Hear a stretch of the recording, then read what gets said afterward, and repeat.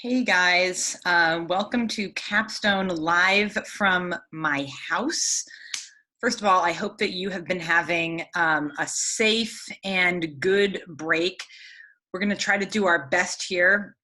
So this is our first video lecture, and we're just going to talk a little bit about what partisanship is, because we have talked about all of these different types of identities in class so far. And now we're kind of coming to political identities. And these are sort of linchpins of many other identity-based issues. So let's talk a little bit about that, and then you guys can do a reading and you can do the discussions online. So party ID, what is it? All right. Well, first of all, just a basic definition here. Partisanship, and you probably know this already, but partisanship is an affiliation with a political party or some sort of attachment to a political party. That's what we mean. So Democrat, Republican, Libertarian Party, Green Party, Constitution Party, whatever it is. There's another word that we use often, and that is a partisan. A partisan is a usually strong supporter of a political party. So these are words that you're going to come across in life a lot. This is very much an identity first and foremost. And before we get into a unit on ideology, I want to make it clear that partisanship is not the same as ideology. When you guys hear the word ideology, I want you to think of the phrases liberal, conservative, libertarian, which is also the name of a party actually, but it's also an ideology, socialist.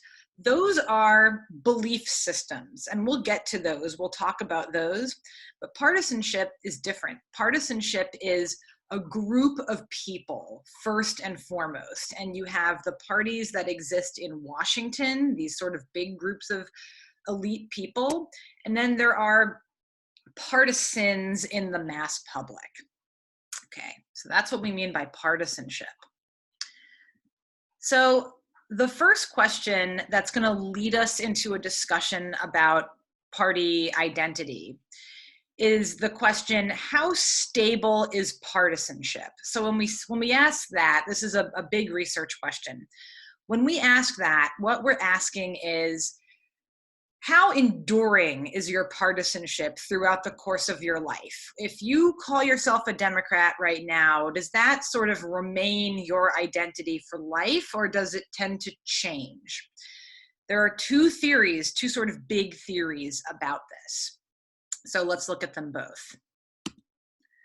The first theory is by this guy named Morris Fiorina, and he's sort of well known for having theories that a lot of other people don't adhere to. But his theory is that partisanship is unstable, which means it's susceptible to change.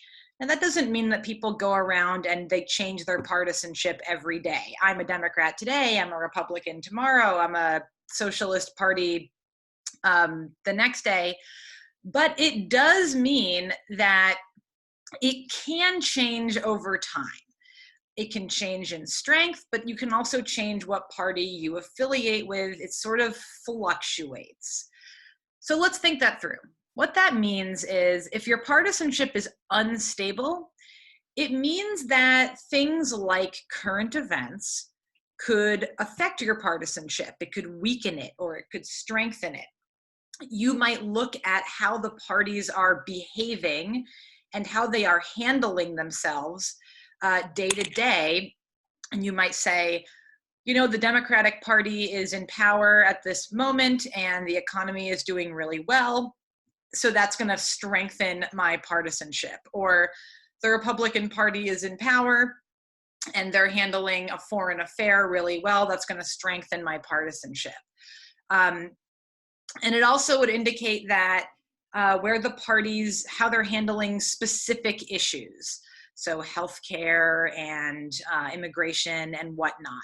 So basically, it's a theory that says partisanship is responsive to time and place. So that's one theory, partisanship is unstable. The second theory is the one that we are going to focus more time on. This theory comes from two very famous political science books. One's called The American Voter. You may have heard of it. And the other is called Partisan Hearts and Minds. And this theory says the opposite of Fiorina. It says partisanship is very stable. In fact, it is so stable that it is akin to a psychological attachment, which is a pretty big claim to make. In fact, the people that wrote Partisan Hearts and Minds actually compare partisanship to a religious affiliation. It's something that, you know, we attach ourselves to, and we have a strong faith in it. So that's a pretty big claim. Okay, let's dig into that a little bit more. So here's the thing that they claim in this book, and this is where you have to listen up. The attachment that people have to their parties does not have to do with the policies that that party promotes. It's not the policies. So then what is it? The attachment that people have to parties is to the social groups that correspond to those parties, or the social groups that you associate with those parties. So here is where a lot of things in the course are really going to come together in a meaningful way. So I want you to think about the Democratic Party and the Republican Party. Let's start with the Democrats. Now, if we were in class right now, I would ask you, you know, what social groups do you associate with the Democratic Party? And these are probably some of the answers that you guys would give me. I associate liberals with the Democratic Party. I associate African American people with the Democratic Party. We talked about linked fate and that voting bloc. I associate some Hispanic people. I associate younger people, right? Barack Obama and Bernie Sanders bring in all of these young people. Maybe you associate Hollywood. Maybe you associate LGBT people with the Democratic Party. Okay. So their theory is, if you have positive feelings towards those groups, you feel positively towards them, that's going to make you become a Democrat throughout your life, okay? If you feel negatively about those groups, then you probably won't be a Democrat. But if you feel positively about them, you will. And that's going to be more predictive of you becoming a Democrat than your positions on issues. That sounds irrational a little bit, but that's what this theory says. So let's think about the Republican Party. What social groups do people typically affiliate with the Republican Party?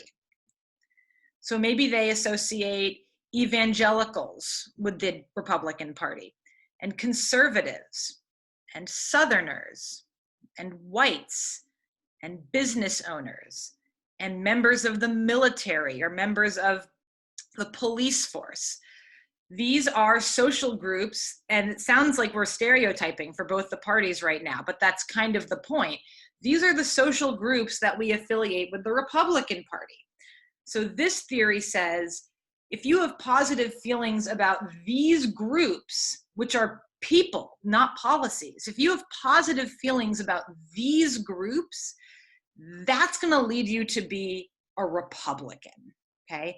So this theory says it's the social groups rather than the policies of the party that attach us to these parties. So maybe, just maybe, this is what your face looks like right now. You're going, oh my God, this is your aha moment of our class.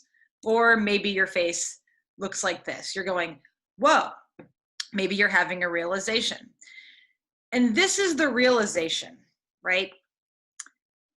We are not political animals. We don't just gravitate towards political parties in a natural way because of our opinions that we have on issues like healthcare and taxation and the size of government and all of these things. We're social animals, first and foremost. We understand people better than we understand policies. We know if we like groups of people or if we don't like groups of people. And that is what leads us to parties. So think that through. We have now spent a couple of months talking about some of these exact social groups. We've talked about minority groups for weeks and that identity. We've talked about evangelicals. We've talked about Southerners, these identities that really do exist. All of these identities are clinging to these partisan identities. So these party IDs are really like the mitochondria that's going on here.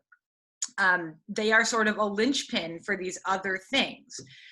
Does that mean that there aren't people out there who are, they're Democrats because they really believe in universal health care, or they're Republicans because they really want lower taxes? Of course those people exist. That's absolutely true.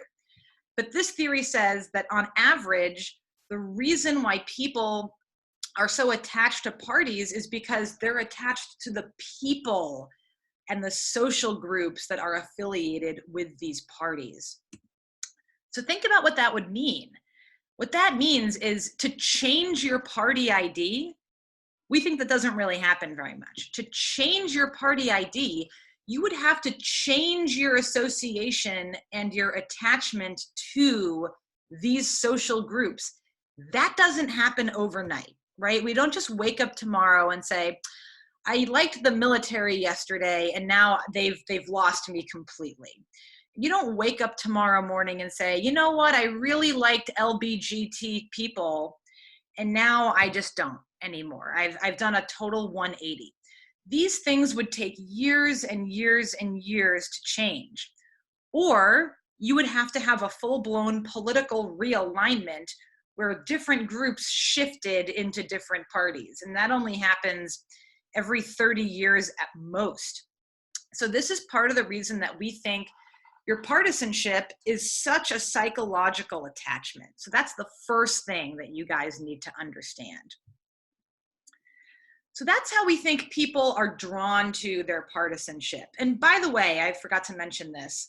Those attachments that we get for these social groups, like minorities, like members of the military, like evangelicals, those attachments develop early on in life, right? When we are in our upbringing, because of our parents, because of our other family members, our friends and families, the social institutions that we surround ourselves with, those are feelings that you develop early on in life.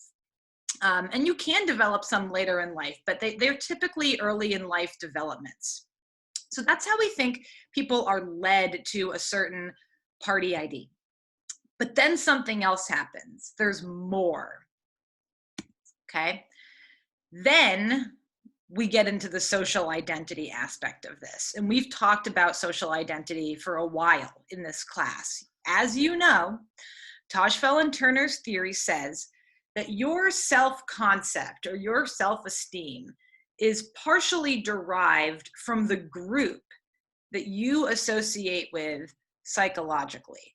So if you call yourself a Democrat, that's now your social group or one of your social groups. If you call yourself a Republican, now that's its own social group, separate from those other racial and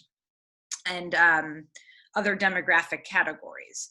So now we have our partisanship, okay? And some people are going to feel a very strong social identity with that partisan group, and some people not so much. This is where the first reading comes in for this week, right? We've talked about this.